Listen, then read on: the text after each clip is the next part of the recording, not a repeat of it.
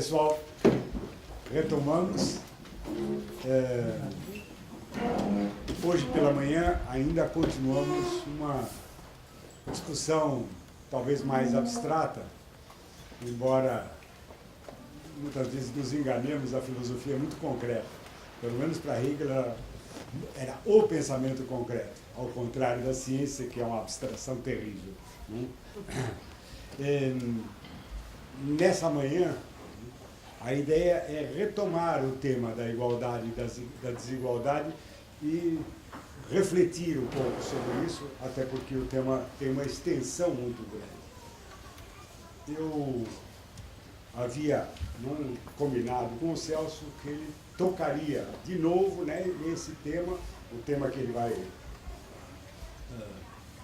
desenvolver sobre essa sutil diferença entre a igualdade, a desigualdade e a singularidade do ser humano.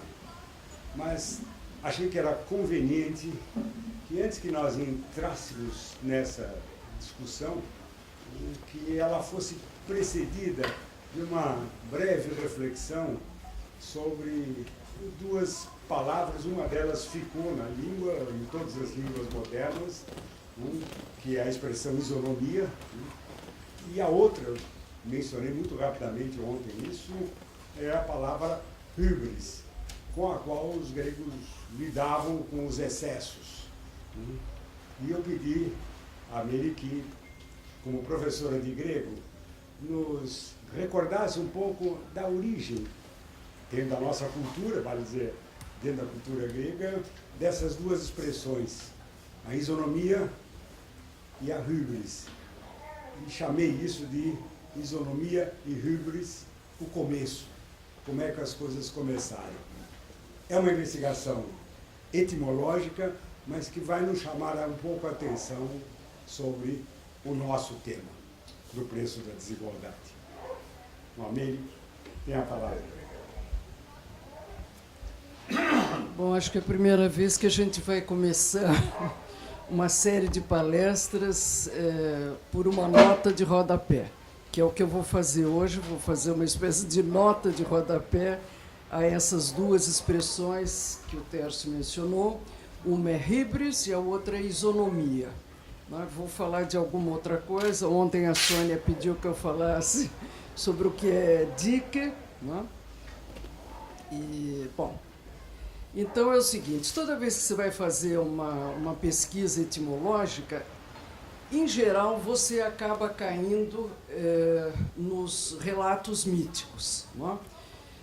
Então eu, imediatamente, quando o Tércio pediu para eu falar sobre isonomia, eu pensei que a isonomia fosse uma das filhas de Temis e Zeus. Temis é uma divindade que também significa, tem essa ideia de justiça. É um tipo de justiça, um aspecto da justiça. E ela e Zeus tiveram 3 filhas. Infelizmente, não era uma das filhas. As filhas de Zeus e Temis são Eirene, que quer dizer a paz. A segunda filha é Dike, justamente. E a terceira é eunomia. Eunomia literalmente quer dizer a boa regra, a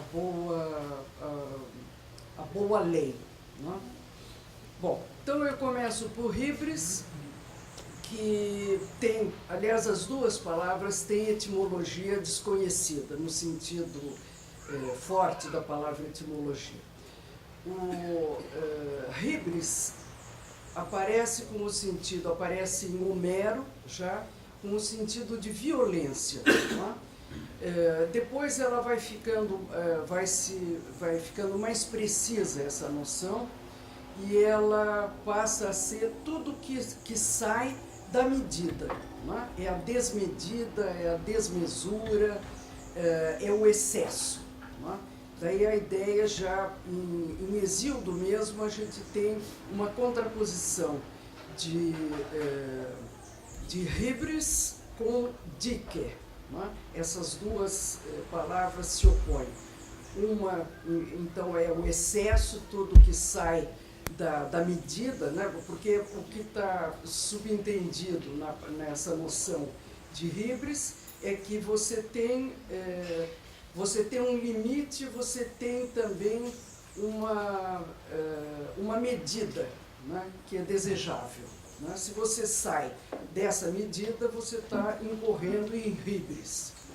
Bom, essa palavra vai para o vocabulário jurídico, mas ela tem, digamos, o seu grande momento na tragédia grega. Né? Todo herói trágico comete hybris, ou é acometido de hybris. E, portanto, o excesso, a desmedida do herói é que leva ele a ser um herói, não? E essa que leva ele a incorrer em erro. Né? E na tragédia grega a gente tem dois tipos de erro. Tem o erro causado, um se chama hamartia e o outro se chama ate. Né? Hamartia vem de um verbo que quer dizer, da mesma raiz, de um verbo que quer dizer errar o alvo. Né? Então você pode cometer o erro porque você pretendia uma coisa e erra esse alvo. Né? Outro tipo de erro que o herói pode cometer é pela ate, é quando há uma suspensão momentânea da consciência dele. Né? Então, quem conhece um pouco de tragédia grega já pensou em diversos exemplos, né, aí. Bom, então isso é um pouco essa noção então, de excesso, de violência. Né? Em Homero ele sempre cita, toda vez que aparece a palavra hybris, aparece quando ele está se referindo à violência de algum personagem. Né? Daí vai, enfim, os sentidos passam por a ideia de insolência, de orgulho, enfim, tudo que é excessivo. Né? Bom, depois vem a palavra isonomia, que é essa palavra que eu imaginei que fosse uma das filhas de Temis e Zeus, mas não, ela não só não aparece na mitologia, como ela é uma palavra que é cunhada bem mais tarde. Eu suponho que seja no início do século V a.C., né, que é o século de ouro da cultura grega, e quando o primeiro autor que eu consegui ver foi Heródoto, né, que é bem do começo do século V. Aparece, se eu não estou enganada, em algum poeta lírico do século VI, mas eu não consegui encontrar. Para quem quiser, enfim, depois dessa palavra eu tenho as indicações de onde elas aparecem, elas aparecem. Então, no Heródoto, aparece no livro 3, depois no livro 5, em Platão aparece na República e aparece também no Menexênio. Né? E na Ilíada aparece a palavra, mas ainda não tem um sentido forte. Né? Essa palavra é composta isonomia. Nomos é lei, né? O uso, o costume. Então é lei e a palavra o prefixo aí, issos, né, que é um adjetivo, é um prefixo aqui. Né? Ele quer dizer, em princípio, o que é igual em número ou em força. Né? Essas são as coisas que podem ser iguais ou em número ou em força. Então, isonomia, né, passa a ser, aqui em Platão, desde Heródoto, essa ideia de repartição igual. Né? E daí a ideia de igualdade de direitos. Né? Isonomia, que é como é usado até hoje. Ok, no Heródoto é tem o texto onde ele aparece no livro 5, é justamente quando contam para o Dario que o Aristágoras, ao contrário, estabeleceu em Mileto, na cidade de Mileto, a igualdade de direitos. Então, esse, enfim, é um dos exemplos. Depois eu vi também a palavra nomos, que quer dizer lei, e lei vem também de uma raiz que tem a ideia de repartir espaço. Também é interessante isso. E ela vem sempre com a ideia de atribuir, repartir segundo a conveniência ou o uso.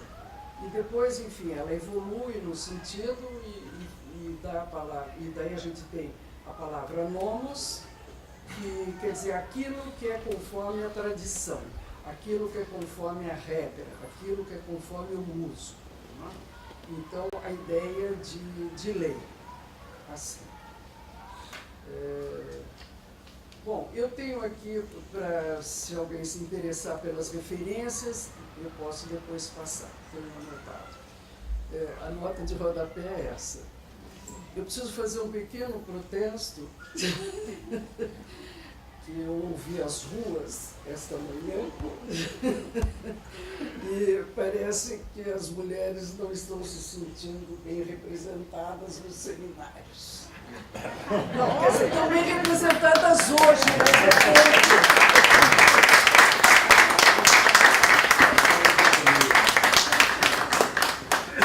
mas só transmitindo a voz das ruas. Estão bem representadas hoje, muito bem representadas. Ela